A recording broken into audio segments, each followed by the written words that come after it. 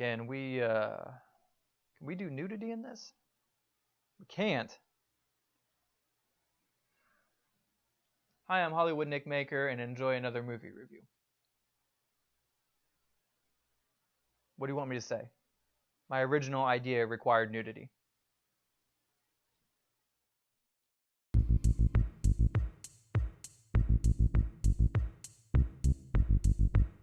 I see you're interested in watching Appleseed.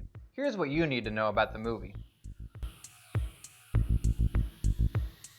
Two police officers aid a utopian city populated mostly by artificial humans when it's attacked by a terrorist group opposed to the totalitarianism of the city's government and their use of artificial life to create a perfect society. You have to pay close attention to this movie. A lot of stuff happens really fast, although by the end, it all seems pretty meaningless. This movie is based on a manga, but I've read online that other than the characters' names and a few other small elements, it really strays away from their original source material.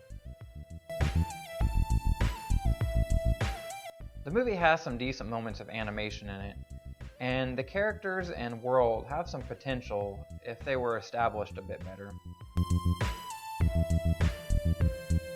One of the things I didn't like about this movie was that it felt a bit rushed, and I think they needed more time to establish the characters and give them a little more depth.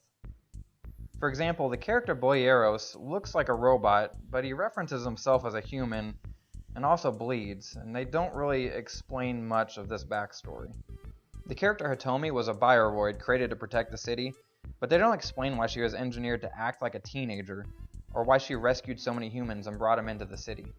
The English voice acting in this movie was pretty stale in a lot of cases, and also the English subtitles don't match the English dub at all. In fact, the English dub has a lot more profanity than the subtitled version. The soundtrack of this movie includes a lot of cheesy, easy listening music that usually doesn't match the mood of the scene. And the last thing I would say this movie fails at is there's not much of a point to it. By the end, no lessons are learned by the characters, and life just goes on as usual. This movie was based off a manga of the same name. In 2004, there was an Appleseed animated film with a 2007 sequel called Appleseed Ex Machina, and in 2011, there was an animated TV series that was also released as 2 movies. The only fun facts about this movie is that there's a hidden video on the DVD and Laserdisc version, and that's it. I couldn't find any more fun facts. I looked and I didn't see any more. That's horrible.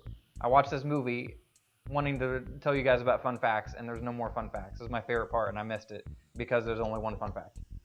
Oh, and I guess there's a fun fact that I couldn't pronounce anyone's name in the movie or who voiced any of the characters in the movie in the original translation, so that's a fun fact for this episode. I would have to say that if you've never seen anime before or are just getting into anime, then I probably wouldn't recommend this movie for you.